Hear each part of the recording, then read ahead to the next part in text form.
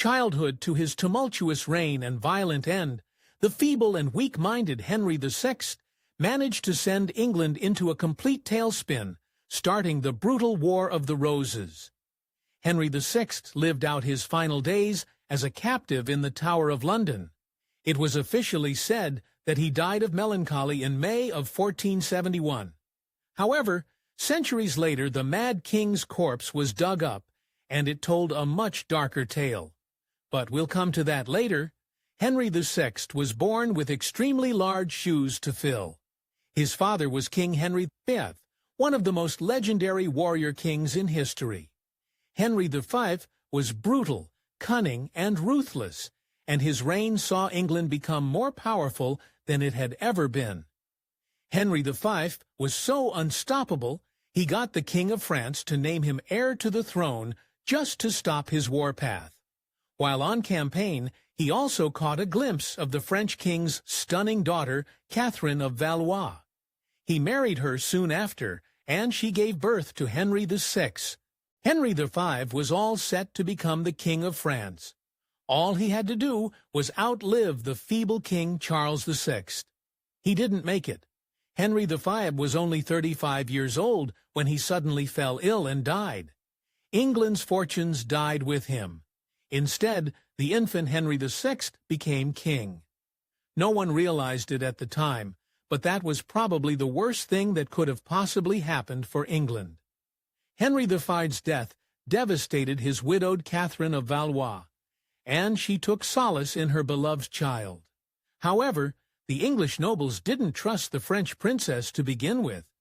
Afraid she'd influence the future king against them, they kept her away from her child as much as possible. Henry V's death changed everything.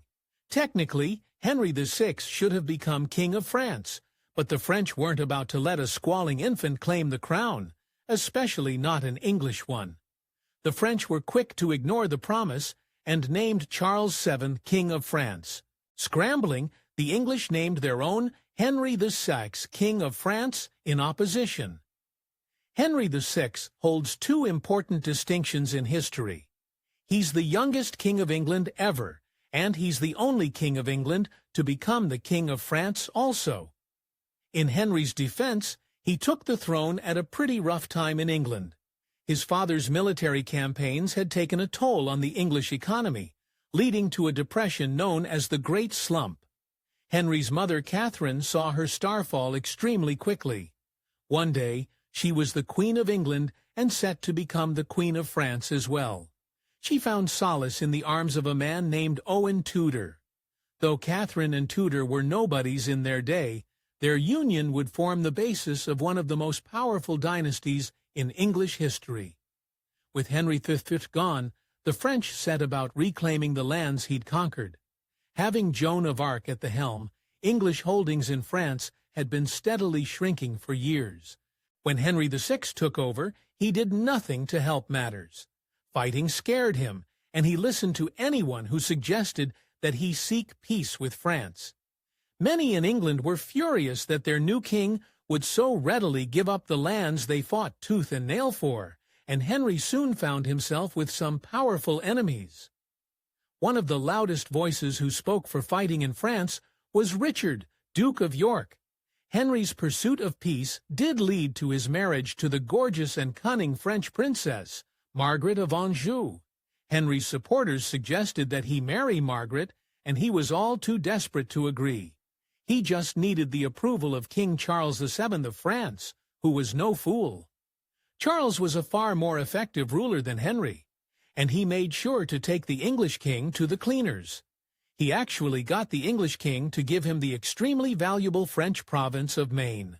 Henry and his advisors were well aware that giving up Maine would be extremely unpopular, and when the public found out, they were absolutely furious. In just a few years, they went from having a king who conquered much of France to one who gave up that land for practically nothing. If you thought that losing Maine was rock bottom for Henry VI, you'd be mistaken. The following years saw England completely go to the dogs. The economy didn't improve. Corruption became rampant at every level of government, and the countryside fell to anarchy as law and order completely broke down. One of Henry's favorite advisers was the Duke of Suffolk. Notably, Suffolk was the driving force behind seeking peace in France. He'd been the one to suggest marriage to Margaret of Anjou, and he'd been quick to agree that Maine was a fair price to pay. A more effective king might have been able to protect Suffolk, but Henry was pretty much useless. He powerlessly watched as Parliament impeached Suffolk in front of an angry mob calling for the man's blood. Realizing that his friend's life was in danger, Henry bent to the mob's will and exiled Suffolk. But that wasn't good enough for his enemies.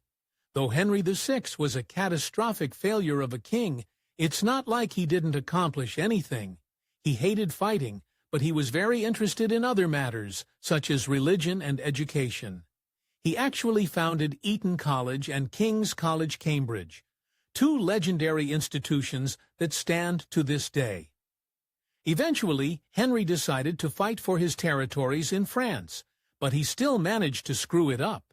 He made the hapless Duke of Somerset the leader of the English forces. Somerset made a complete mess of things across the water. Within a year of taking up the fight, the Duke had lost all of Normandy. Pushed out of France, many beleaguered Englishmen limped back to English shores, only to find that there was no money to pay them. Many of these men took to roaming the countryside, raiding villages to keep food on the table. England became a truly scary place to live, and Henry VI was incapable of doing anything about it. The French weren't stopping either. They kept going until England possessed nothing but the city of Calais in the north.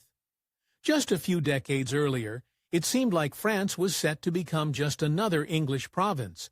But Henry VI lost it all in a matter of years. The news that he'd lost the city of Bordeaux quite literally drove Henry insane. He had a total mental breakdown and became completely unresponsive for over a year. After spending the better part of a decade waiting for a child with his wife, even the birth of his son, Edward of Westminster, couldn't snap him out of it. Modern historians believe that Henry's madness might have been caused by schizophrenia. While Henry was incapacitated, his enemies began to gather. Richard, the Duke of York, who'd been such a vocal critic of Henry, used his power and influence to get himself named as protector of the realm while Henry couldn't rule. York also had allied with another of England's most powerful men, Richard Neville, the Earl of Warwick, better known as the Kingmaker. York and Warwick were smart, so they realized that their greatest threat wasn't Henry. It was the ruthless Queen Margaret of Anjou. So when York became protector, he quickly marginalized Margaret, allowing her absolutely no say in matters of state.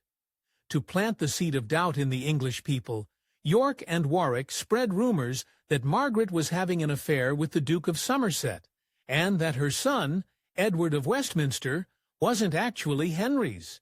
Not only did this make people distrust their French queen even more, but it also opened the door for someone else to become Henry's heir, namely York himself. Henry finally came to his senses around Christmas of 1454, and he woke up to a world that was completely different than the one he left. He had a son. Richard of York was protector of the realm. Nobles were saying that York should usurp him and take the throne. Yet again, Henry found himself in a tense situation that required firm leadership. And what did he do? He made everyone hold hands.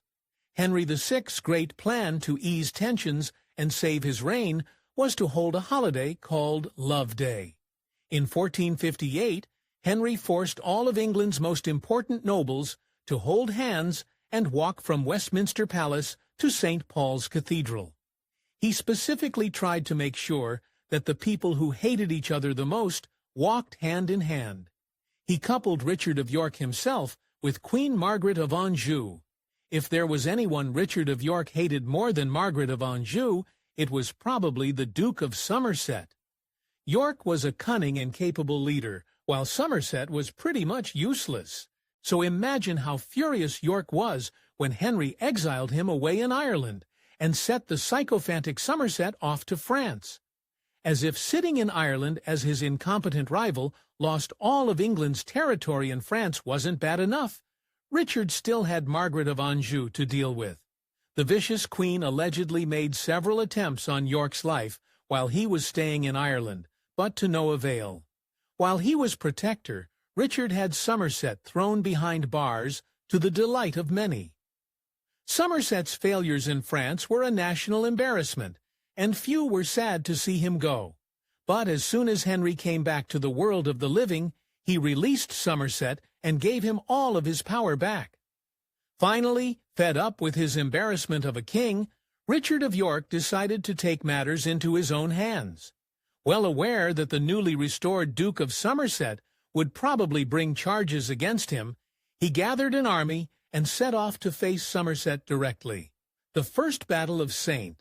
Albans might not seem like that big a deal on paper. 5,000 men took part, and fewer than 60 were lost. However, on a political scale, it couldn't have been more important. Richard of York achieved his main goal with the Duke of Somerset dying in battle, but he accomplished so much more than that.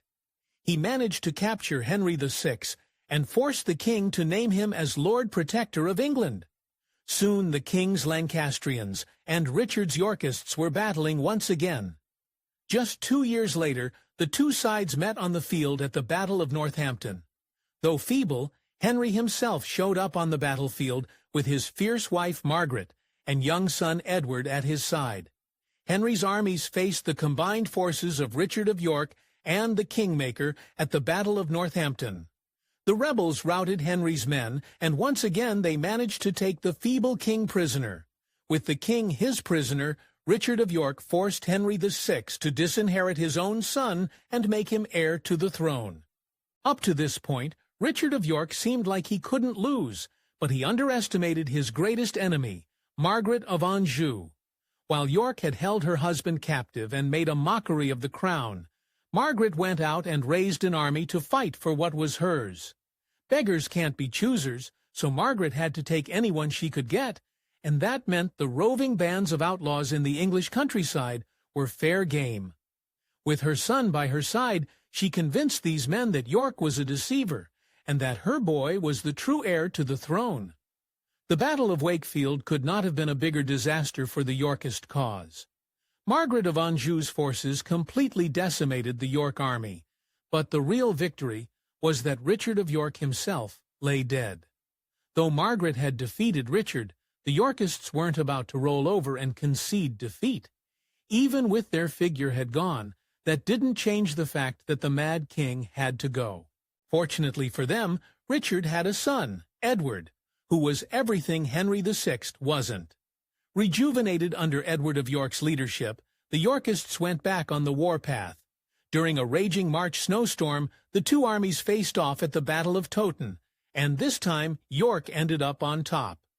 After the brutal victory, Edward finally did what his father never had the guts to do. He deposed Henry VI and crowned himself King Edward IV. The deposed king and queen fled north to Scotland, where they bided their time and planned their next move. Many of their supporters abandoned London and traveled north to join the exiled monarchs. Edward charged north after Henry and Margaret and quickly defeated Henry's forces, but the king managed to escape. While Henry hid out in Lancashire, a treacherous monk tipped off his location to some local Yorkists. They captured him and dragged him back to London, where Edward had him thrown in the Tower of London. Margaret of Anjou fled to France while her husband was captive, and eventually one of her greatest enemies came to her begging for help, Richard Neville, the Kingmaker. It turns out back in England, things were not going as smoothly as it seemed. Edward IV had Richard Neville to thank for the crown on his head, but once he was king, Edward didn't want to listen to anyone. The final straw came when he went and married the beautiful yet low-born Elizabeth Woodville. Neville had worked tirelessly to find a political match for Edward, who would solidify his rule. The king marrying Woodville was basically a slap in the face. After fighting tooth and nail to see Henry VI removed from the throne, Neville came to a sobering realization. An idiot king was better than a king who wouldn't listen, so he ended up making an alliance with his greatest enemy. The kingmaker had made one king already, so why not make another? Joining forces with Margaret in France, Neville sailed back across the English Channel, attacked London, forced Edward to flee, and freed Henry from the Tower. Henry was so far gone by the time Neville freed him from the Tower of London, he allegedly had to be led through the city of London by the hand like a child. For his part, the kingmaker couldn't be happier with Henry's near catatonic state, left him completely free to run the country as he saw fit, until he made a fatal mistake by declaring war on Burgundy. Before Neville attacked Burgundy, Edward IV had been pretty much out of luck. He had no great army to speak of, and he had to sit and watch as the Mad King daydreamed on the throne where he once sat. But Neville's plan changed everything. The Duke of Burgundy gave Edward an army to put the kingmaker down for good. Mere months after Margaret and Neville deposed him, Edward sailed back to England with that very army. He met Neville on the field at the Battle of Barnet, and this time he came out on top. Neville lost his life in the fighting, but Edward was far from satisfied. By this point, Henry and Margaret's son, Edward of Westminster, had grown into a young man.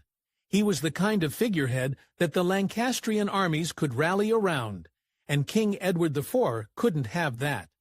He met Henry's heir at the Battle of Tewkesbury and again came out the victor. Edward of Westminster lay dead at just the age of 17. Henry VI's final stint in the Tower of London didn't last long. The official record said the deposed king died of melancholy about a month after he arrived. However, as soon as Henry passed, dark rumors spread through the English court. Most people assumed that a broken heart wasn't the likeliest cause of death, more like a broken skull. However, since no one ever saw the Mad King's body, nobody could say for sure whether Edward was behind his demise. But years later, archaeologists uncovered Henry's remains, and they discovered the truth. When looking at Henry's remains in 1910, what they found didn't look too melancholic. His skull was badly damaged, and his remaining tufts of blonde hair were covered with blood. It sure seems like Edward had a hand in Henry's final end. By every single metric, Henry VI was a terrible king, but his ancestors actually worshipped him. Henry VII, the first Tudor king, and Henry VI's nephew encouraged a posthumous cult around his uncle as part of anti-Yorkist propaganda. As a result, many years after Henry VI's life, priests attributed several miracles to him, such as the ability to cure illness with the mere touch and the ability to bring people back from the dead. It's understandable why some people eventually appreciated Henry VI. He may have been pretty much incapable of governance, but aside from that, he was a remarkably humane king. He was against horrific punishments such as drawing and quartering, and he was almost always extremely merciful with enemies. He wasn't necessarily a bad person, just a bad king who lived during an era where his poor decisions had devastating consequences. If you enjoyed this video, please give it a thumbs up. We'd really appreciate it. We also invite you to check out the companion article in the description below. If you want to see even more videos on historical figures, please subscribe to the channel.